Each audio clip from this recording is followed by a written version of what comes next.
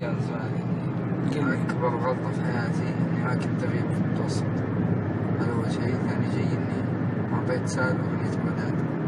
أيوة نرجع للأسباب الحين، لأن إحنا الحين تبنون برنامج يناقش القضايا الاجتماعية. يعني أبو حمدان الحين متضايق فبنناقش ليش متضايق.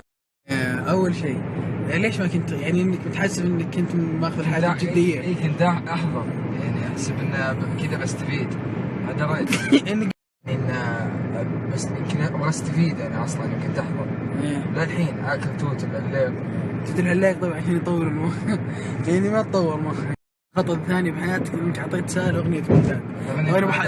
انا خليني اشرح لك مشان ابو حمدان ما هو بميوزيشن ولا هو بس انه يهتم، يعني يسمع اشياء يعني يسمع اشياء رهيبة، يلقى اشياء بساوند كلاود، يلقى اشياء مواقع غريبة، فعطى محمد سعد ذي الاغنية. وش المشكلة اللي صارت؟ المشكلة انه خلى العالم يطلشون يسمعونها 700,000 مرة.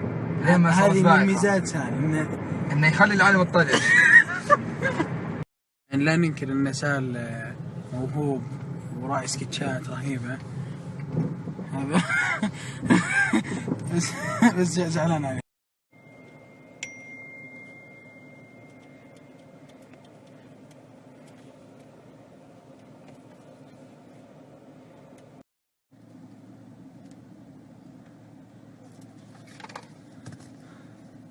السلام عليكم شباب. لقيت ريال عند الباب مكتوب عليه دان ومكتوب عليه من جيش فهين، حاطين قلب.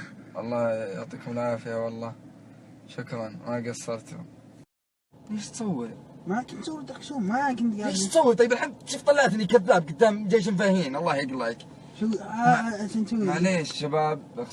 كذبتك مرة ثانية أنت، يعني إذا ما قصدي اني كذبت. وش تبي تخرب يعني؟ ما غلطت. طلعتني كذاب قدامهم.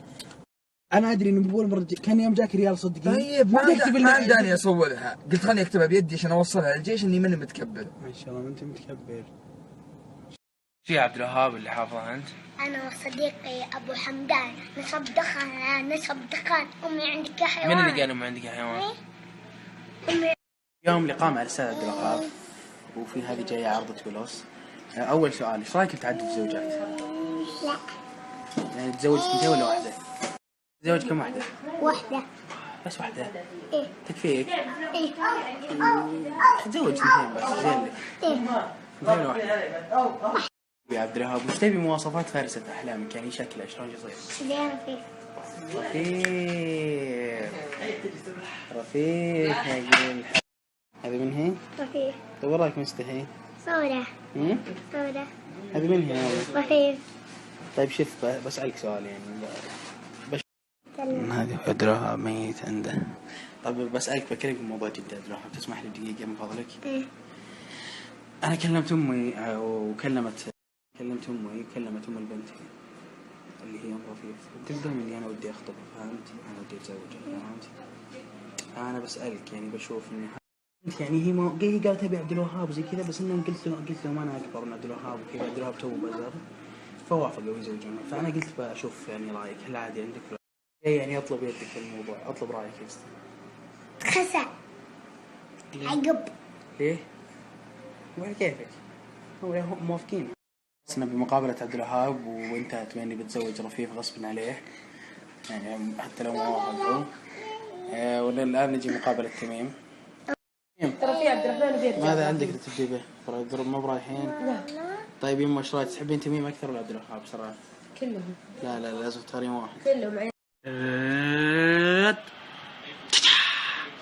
عند السلامة عبد. الله يسلمك حبيبي اشتقنا لك تدري. الله ما يكفر. والله بغيت اصيح.